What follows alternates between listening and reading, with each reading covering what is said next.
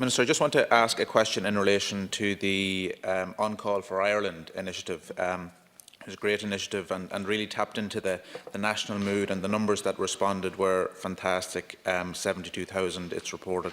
But it's also reported today that out of 14,000 candidates deemed satisfactory, so that's 14,000 qualified and registered nurses, doctors, staff who can work in medical laboratories, ambulance staff and healthcare assistants who are immediately available to work, that just 1,300 are in the process of being made available for a role or have started a role. I'll say on my own behalf that I was one of the 72,000 that signed up on the 17th of March.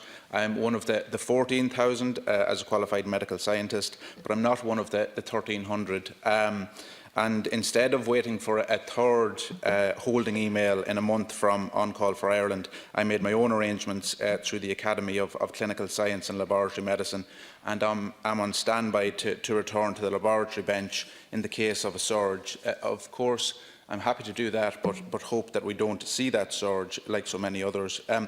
But that experience does beg the question, we're in a crisis situation, Minister, why isn't more being done to maximise the potential, the opportunity of On Call for Ireland, and what are we doing to ensure that applications will be processed more quickly, because these staff are seriously needed on the front line, and we know that in terms of our nursing homes, residential care facilities and elsewhere.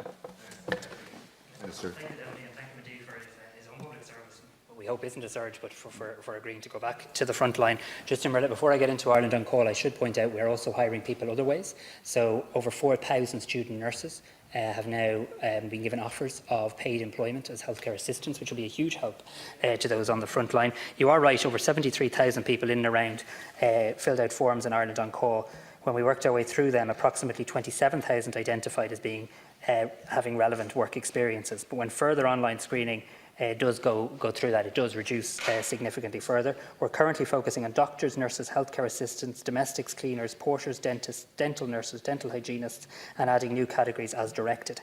As interviews do not give a reliable indication of higher potential, what we're instead reporting on is those who are in the clearance process. These are the ones who've engaged with the selection process, who are interested in work and subject to Garda vetting and a reference check will be employed, and I'll provide the Deputy with a table showing the breakdown of those grades. Thanks, Minister. Government.